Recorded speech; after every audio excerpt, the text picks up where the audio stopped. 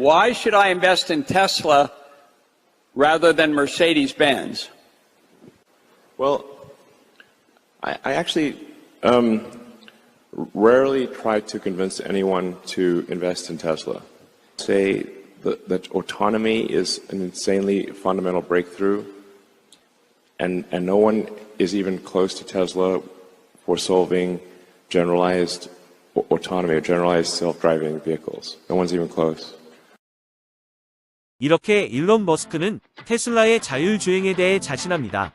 테슬라의 자율주행은 어떻길래 이런 말을 할 수 있을까요? 자율주행은 많이 들어보셨을 텐데요. FSD와 오토파일럿과 차이점은 무엇일까요? FSD와 오토파일럿은 테슬라 차에 장착되는 소프트웨어의 차이인데요. FSD가 오토파일럿의 최종 진화 버전으로 보시면 됩니다.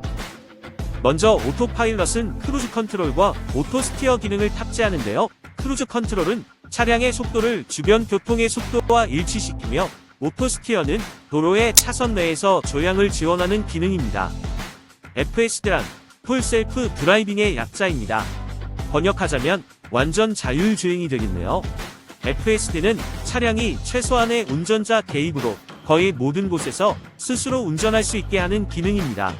오토파일럿에 더하여 내비게이트 온 오토파일럿, 오토 레인 체인지, 워터파크, 스마트 서먼, 오타 스티어 온 시티 스트리츠, 트래픽 앤 스톱 사인, 컨트롤 기능들이 더해졌습니다. 그리고 앞으로 소프트웨어를 더 진화시킬 예정입니다. 테슬라가 실현시킨 FSD를 영상으로 한번 보시죠. 테슬라 FSD를 직접 사용해보는 올해 4월 고객의 영상입니다. 목적지를 입력하고 출발합니다.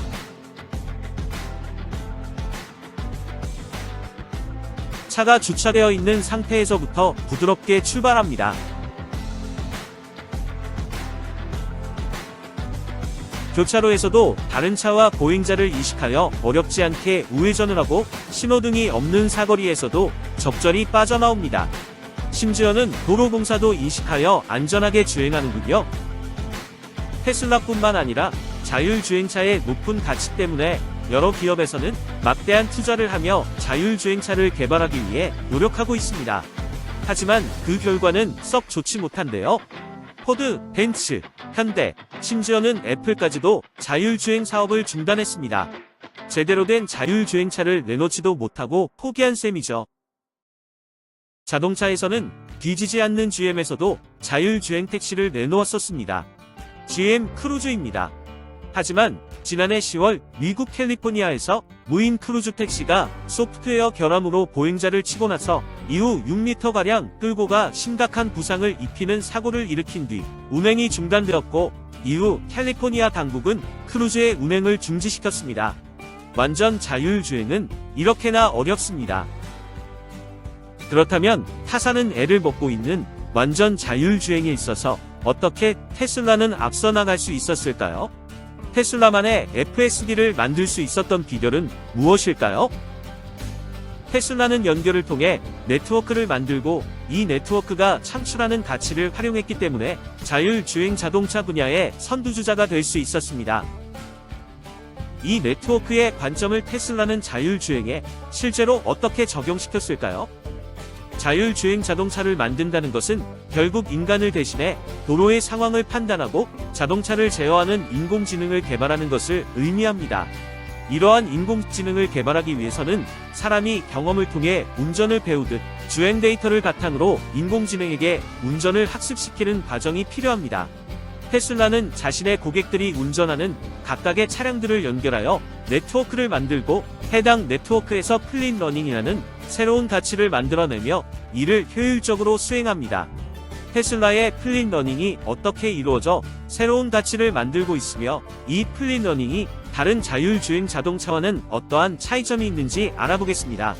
클린 러닝은 자율주행 차량들이 주행하면서 수집한 데이터를 중앙 서버로 전송하여 이를 통해 알고리즘을 학습하고 개선하는 방법입니다. 이 방식은 대규모의 데이터를 신속하게 수집하고 처리할 수 있어 자율주행 기술 개발에 매우 효과적입니다. 테슬라는 전 세계적으로 500만 대 이상의 차량을 통해 데이터를 수집하고 있습니다. 각 차량은 주행 중 발생하는 다양한 상황을 기록하여 중앙 서버로 전송합니다. 테슬라는 이 데이터를 통해 자율주행 알고리즘을 지속적으로 업데이트하고 개선합니다. 다른 자율주행 자동차도 플랫러닝을 사용하지만 테슬라와 몇 가지 중요한 차이점이 있습니다. 웨이모나 크루즈는 일반적으로 제한된 수의 테스트 차량을 사용하지만 테슬라는 500만 대 이상의 실제 고객 차량을 통해 데이터를 수집합니다.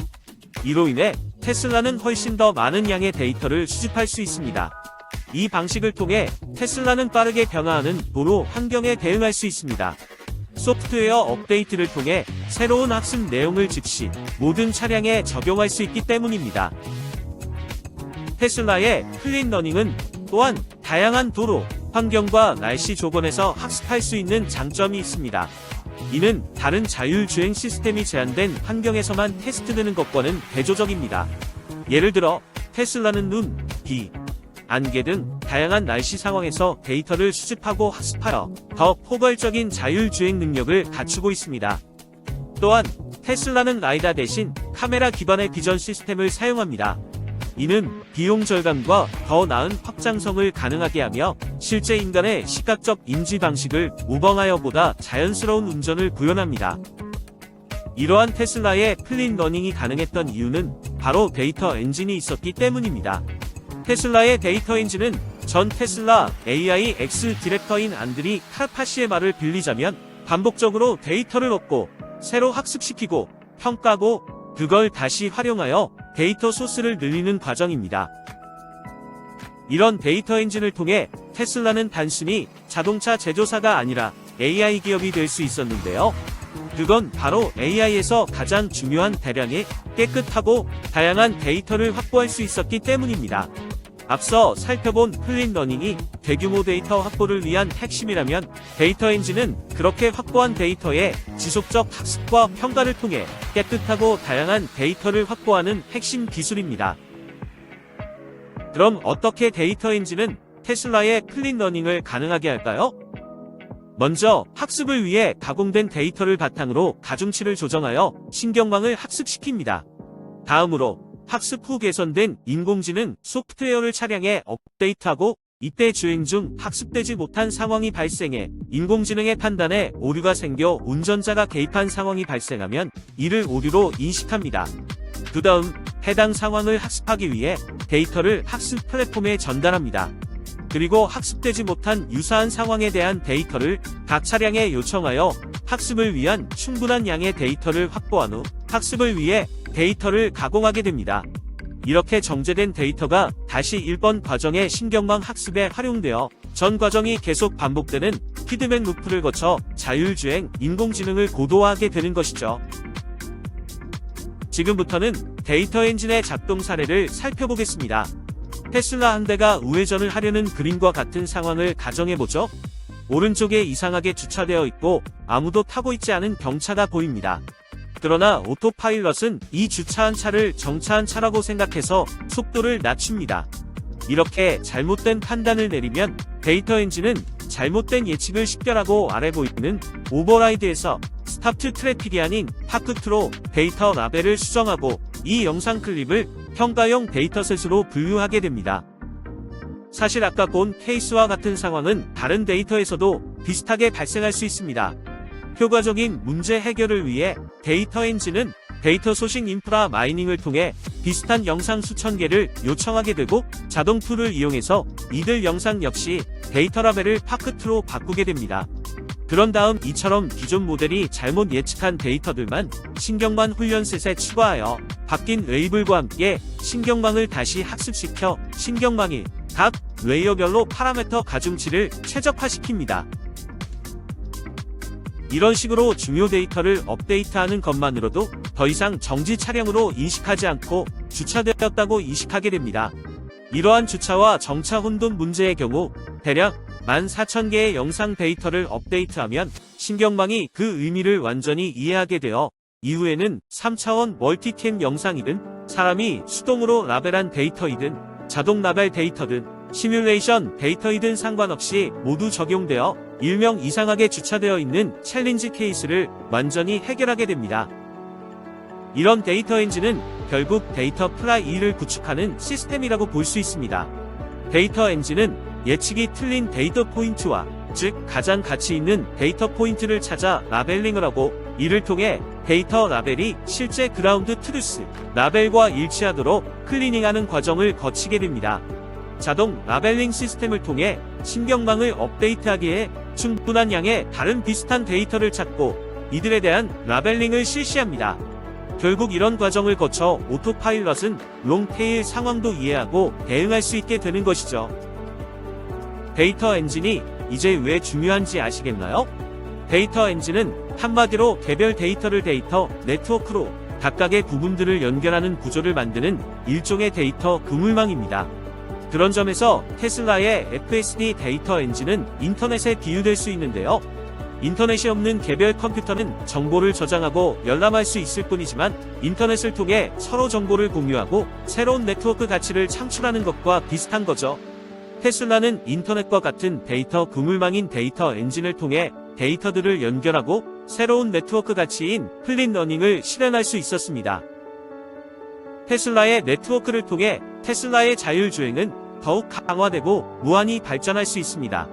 가치와 비용의 무한규모 선순환이 이루어지기 때문인데요. 테슬라의 압도적인 자율주행 경험은 사람들에게 높은 가치를 제공하고 입소문을 통해 높아지는 테슬라의 인기는 도로 위에 더 많은 테슬라 차량이 돌아다니게 할 겁니다. 테슬라의 인기가 높아져 더 많은 차량을 생산할수록 더 낮은 원가로 차량을 생산 및 인도할 수 있게 되겠죠.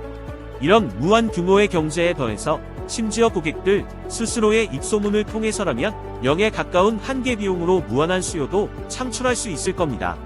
비용의 무한규모 선순환이 반복되는 것이죠. 이렇게 더 많은 테슬라 차량으로 더 많은 데이터를 모아 더 빠르게 그리고 정확하게 학습하게 되면서 테슬라의 자율주행은 더욱 빠르게 향상됩니다. 이렇게 하루가 다르게 개선되는 테슬라의 자율주행은 더 압도적인 자율주행 경험을 선사하겠죠? 가치의 무한규모 선순환이 반복되는 겁니다. 한마디로 무한규모의 선순환 덕분에 테슬라의 자동차 네트워크가 지속적으로 막대한 양의 주행 데이터를 생산해낼 것이고 이를 통해 결국 테슬라의 자율주행은 비교 불가한 수준으로 빠르게 개선되어 우리 삶의 자율주행이 자연스럽게 녹아든 세상을 열어줄 겁니다. 네트워크 중심적 사고가 지닌 힘을 테슬라 자율주행에 비추어 함께 체감할 수 있기를 바랍니다.